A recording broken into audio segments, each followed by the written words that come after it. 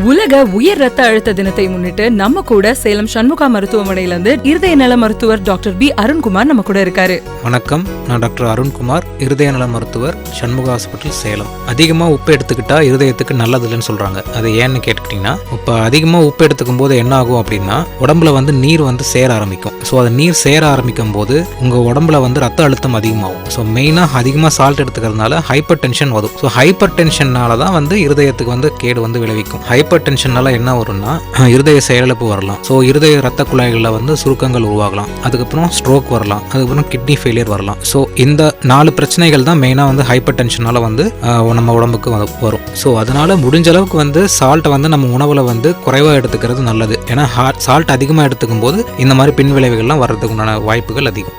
தூக்கமின்மையினால நம்ம இருதயத்துக்கு ஏதாவது பாதிப்பு உண்டாகும் அப்படின்னு கேட்டுட்டிங்கன்னா கண்டிப்பாக பாதிப்பு உண்டாகும். என்ன மாதிரியெல்லாம் பாதிப்புன்னு பார்த்துக்கிட்டிங்கன்னா, ஒழுங்காக தூக்கம் இல்லாத போது நம்ம உடம்புல ஸ்ட்ரெஸ் ஹார்மோன், அதாவது கார்டிசால்ங்கிற ஹார்மோன் அதிகமாக சுரக்கும். ஸோ அது அதிகமாக சுரக்கும் போது என்ன ஆகும் அப்படின்னா அது நம்ம ஹார்ட்டில் அடப்பு உண்டாகிறதுக்கு உண்டான வாய்ப்புகளை அதிகரிக்கும். அது இல்லாமல் உங்களோட சுகரு, பிபி அதெல்லாம் ஏற்கனவே இருந்துச்சு அப்படின்னா அதெல்லாம் கரெக்டாக கண்ட்ரோல் ஆகாது. ஸோ இப்போ ஹார்ட் அட்டாக் வரத்துக்கு சுகர், பிபி, கொலஸ்ட்ரால், உடல் பருமன், ஸோ இதெல்லாம் ஒரு முக்கியமான காரணமாக இருக்கிற மாதிரி தூக்கமின்மையும் ஒரு முக்கியமான காரணமாக இருக்குன்னு சொல்லிட்டு ஆராய்ச்சியில் கண்டுபிடிச்சிருக்காங்க. ஒவ்வொருத்தருமே ஒரு 7லேருந்து 8 மணி நேரமாவது ஒரு நிம்மதியான உறக்கம் கண்டிப்பாக வேணும். எந்த டிஸ்டர்பன்ஸும் இல்லாமல் நல்லபடியாக ஒரு 7-8 hours ஆகுது நல்ல ஸ்லீப் இருந்துச்சுன்னா தான் நம்மளோட ஹார்ட்டுக்கு நல்லது.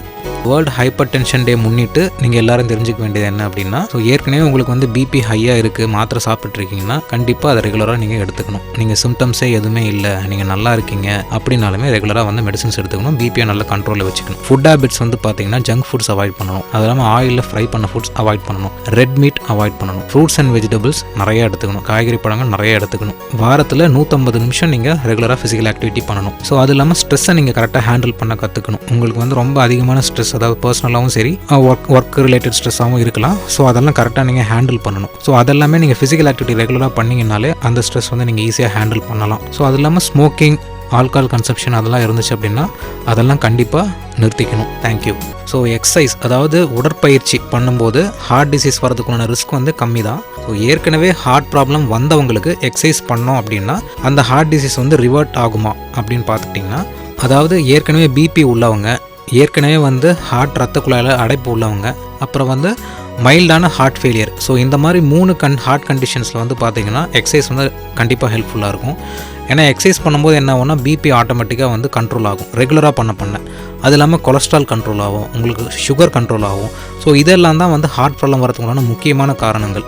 ஸோ இதெல்லாம் கண்ட்ரோல் ஆகும்போது கண்டிப்பாக உங்களோட ஹார்ட் டேமேஜும் ஒரு பார்ஷியலாக ரிவர்ட் ஆகிறதுக்குண்டான வாய்ப்புகள் இருக்குது. ஹை பிபிக்கு நீங்கள் ஆல்ரெடி மாத்திரை எடுத்துக்கிட்டு இருக்கீங்கன்னா திடீர்னு டாக்டரோட அட்வைஸ் இல்லாமல் நீங்கள் மாத்திரை நிறுத்திட்டீங்கன்னா என்னென்ன ஆகும் அப்படின்னா, ஸோ பிபி ஆல்ரெடி நல்ல கண்ட்ரோலில் இருக்கும். ஸோ நீங்கள் என்ன நினச்சிக்குவீங்க, பிபி தான் கண்ட்ரோல் ஆகிடுச்சு, இல்லை நம்ம நார்மல் ஆகிட்டோம் அப்படின்னு கிடையாது. மாத்திரை போட்டுட்டு இருக்கிறனால பிபி கண்ட்ரோலில் இருக்குது. மாத்திரை நீங்கள் விட்டுட்டீங்க அப்படின்னா திருப்பியும் பிபி அதிகமாக தான் போகுது. திடீர்னு பிபி மாத்திரை நிறுத்தும் போது என்ன ஆகும்னா பிபி திடீர்னு ரொம்ப அதிகமாகிடும். ஸோ பிபி திடீர்னு ரொம்ப அதிகமாகும் போது என்ன ஆகும்னா ஹார்ட் ஃபெயிலியர் வரும், ஹார்ட் செயலிழப்பு, திடீர்னு மூச்சோட கஷ்டம் வரலாம். அது இல்லாமல் ஹார்ட் அட்டாக் வரலாம், ஸ்ட்ரோக் வரலாம். அது இல்லாமல் திடீர்னு ரொம்ப அதிகமான தலைவலி, அதிகமான மயக்கம், அதிகமான நெஞ்சு வலி, இந்த மாதிரி சிம்டம்ஸ் எல்லாம் கூட வரலாம். ஸோ அதனால டாக்டரோட அட்வைஸ் இல்லாமல் பிபி மாத்திரையை டோஸ் குறைக்கவோ இல்லை பிபி மாத்திரையை திடீர்னு நிறுத்தவோ கண்டிப்பாக கூடாது. அதிகமாக உப்பு எடுத்துக்கிட்டா இருதயத்துக்கு நல்லது இல்லைன்னு சொல்கிறாங்க. அது ஏன்னு கேட்டுக்கிட்டிங்கன்னா, இப்போ அதிகமாக உப்பு எடுத்துக்கும் போது என்ன ஆகும் அப்படின்னா உடம்புல நீர் சேர ஆரம்பிக்கும். ஸோ அது நீர் சேர ஆரம்பிக்கும் போது உங்கள் உடம்புல ரத்த அழுத்தம் அதிகமாகும். ஸோ மெயினாக அதிகமாக சால்ட் எடுத்துக்கிறதுனால ஹைப்பர் டென்ஷன் வரும். ஸோ ஹைப்பர் டென்ஷனால தான் இருதயத்துக்கு கேடு விளைவிக்கும். ஹைப்பர் டென்ஷனால என்ன வரும்னா இருதய செயலிழப்பு வரலாம். ஸோ இருதய ரத்த குழாய்களில் சுருக்கங்கள் உருவாகலாம். அதுக்கப்புறம் ஸ்ட்ரோக் வரலாம். அதுக்கப்புறம் கிட்னி ஃபெயிலியர் வரலாம். ஸோ இந்த 4 பிரச்சனைகள் தான் மெயினாக ஹைப்பர் டென்ஷனால நம்ம உடம்புக்கு வரும். ஸோ அதனால முடிஞ்ச அளவுக்கு சால்ட்டை நம்ம உணவில் குறைவாக எடுத்துக்கிறது நல்லது. ஏன்னா சால்ட் அதிகமாக எடுத்துக்கும் போது இந்த மாதிரி பின் விளைவுகள்லாம் வர்றதுக்கு உண்டான வாய்ப்புகள் அதிகம். தூக்கமின்மையினால நம்ம இருதயத்துக்கு ஏதாவது பாதிப்பு உண்டாகும் அப்படின்னு கேட்டுட்டிங்கன்னா கண்டிப்பாக பாதிப்பு உண்டாகும். என்ன மாதிரியெல்லாம் பாதிப்புன்னு பார்த்துக்கிட்டிங்கன்னா ஒழுங்காக தூக்கம் இல்லாத போது நம்ம உடம்புல வந்து ஸ்ட்ரெஸ் ஹார்மோன், அதாவது கார்டிசால்ங்கிற ஹார்மோன் வந்து அதிகமாக சுரக்கும். ஸோ அது அதிகமாக சுரக்கும் போது என்ன ஆகும் அப்படின்னா அது வந்து நம்ம ஹார்ட்டில் அடப்பு உண்டாகிறதுக்கு உண்டான வாய்ப்புகளை அதிகரிக்கும். அது இல்லாமல் உங்களோட சுகரு, பிபி அதெல்லாம் ஏற்கனவே இருந்துச்சு அப்படின்னா அதெல்லாம் கரெக்டாக கண்ட்ரோல் ஆகாது. ஸோ இப்போ ஹார்ட் அட்டாக் வரத்துக்கு வந்து சுகர், பிபி, கொலஸ்ட்ரால், உடல் பருமன், ஸோ இதெல்லாம் ஒரு முக்கியமான காரணமாக இருக்கிற மாதிரி தூக்கமின்மையும் ஒரு முக்கியமான காரணமாக இருக்குன்னு சொல்லிட்டு ஆராய்ச்சியில் வந்து கண்டுபிடிச்சிருக்காங்க. ஒவ்வொருத்தருமே வந்து ஒரு 7லேருந்து 8 மணி நேரமாவது ஒரு நிம்மதியான உறக்கம் கண்டிப்பாக வேணும். எந்த டிஸ்டர்பன்ஸும் இல்லாமல் நல்லபடியாக ஒரு 7 to 8 hours ஆகுது நல்ல ஸ்லீப் இருந்துச்சுன்னா தான் நம்மளோட ஹார்ட்டுக்கு நல்லது. தேங்க்யூ.